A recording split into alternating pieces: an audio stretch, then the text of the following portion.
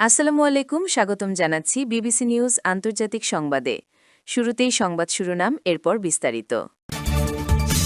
ভোরে জামায়াত আমিরের Facebook status viral, জেরি জাবেদ গ্রুপিংয়ের মন্ত্রিত্ব হারালো বান্দরবন।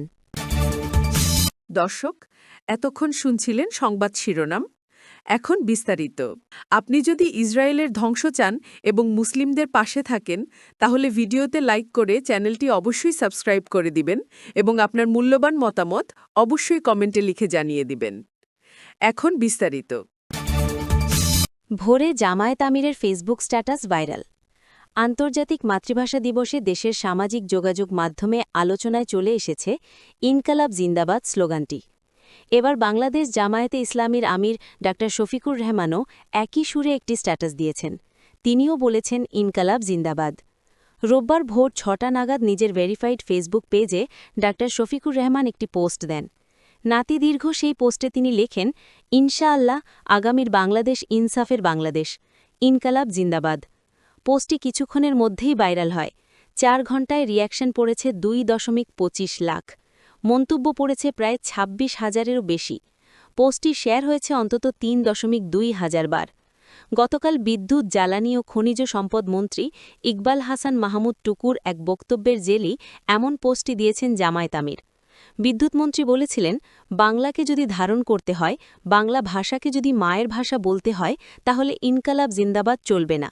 ইনকালাব জিন্দাবাদ, ইনকালাব মঞ্চ এগুলোর সঙ্গে বাংলার কোনো সম্পর্ক নেই। তিনি আরও যোগ করেন, এগুলো বললে আমাকে ভারতের দালাল বানিয়ে ফেলবে, তারপরেও আমি বলবো, কারণ আমার জীবন আছে বলেই আমি মুক্তিযুদ্ধে গিয়েছি এবং আমি মন্ত্রী হয়েছি। মন্ত্রীর সে বক্তব্যের পর সামাজিক যোগাযোগ মাধ্যমে আলোচনা সৃষ্টি হয়। একই সুরে এর আগে পোস্ট করেছেন হাসনাত আবদুল্লাহ, নাসিরুদ্দিন পাটোয়ারি ও সার্জিস আলাম। এরপর এবার জামায়াত আমিরও এই মর্মে স্ট্যাটাস দিলেন। জেরি জাবেদ গ্রুপিংয়ে মন্ত্রিত্ব হারালো বান্দরবান। দীর্ঘ ৩১ বছর পর বান্দরবানের একমাত্র আসনে বিএনপির প্রার্থী সংসদ সদস্য নির্বাচিত হলেও গ্রুপিংয়ের কারণে মন্ত্রিত্ব পায়নি পার্বত্য এই জেলা।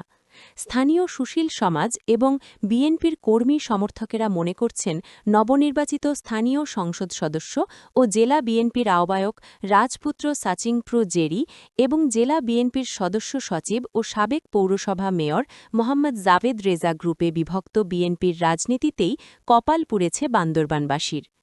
তাদের দাবি, বিগত ১৭টি বছর আন্দোলন সংগ্রামে রাজপথের লড়াকু সৈনিক মন্ত্রিত্বের যোগ্য দাবিদার হওয়ার পরও সংসদ সদস্য রাজপুত্র সাচিংপ্রু জেরিকে মন্ত্রিত্ব থেকে বঞ্চিত করা হয়েছে।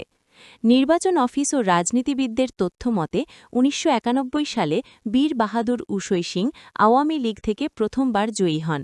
তবে ১৯৯১ থেকে ১৯৯৬ পর্যন্ত বিএনপির মামে চিং সংরক্ষিত মহিলা আসনের সংসদ সদস্য ছিলেন।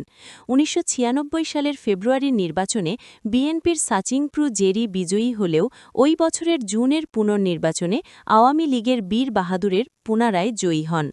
২০০১ সালের নির্বাচনে বিএনপির মামে চিং ৮৫৩ ভোটে আওয়ামী লীগের বীর বাহাদুরের পরাজিত হন।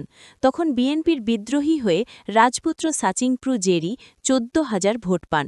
বিদ্রোহী প্রার্থী না হলে তার প্রাপ্ত ১৪,০০০ ভোট মামে চিংয়ের ভোট বাক্সে যুক্ত হয়ে বিএনপি নির্বাচিত হতো। ২০০৮ সালের নির্বাচনে বিএনপির সাচিংপ্রু জেরি ৫১,৫৪০ ভোট পেয়ে আওয়ামী লীগের প্রার্থীর কাছে ১৯,০০০ ভোটে পরাজিত হয়। তখন বিএনপির একটি অংশ ভেতরে ভেতরে বিরোধিতা করেছে। জুলাই বিপ্লবের পর সদ্য ২০২৬ সালের ফেব্রুয়ারির নির্বাচনে বিএনপির প্রার্থী রাজপুত্র সাচিংপ্রু জেরি বিপুল ভোটে বিজয়ী হয়েছেন। তবে গ্রুপিং পিছু ছাড়েনি বিএনপির। মতবিরোধ এবং বিভাজনে এবার মন্ত্রিত্ব থেকে বঞ্চিত হল বান্দরবানবাসী।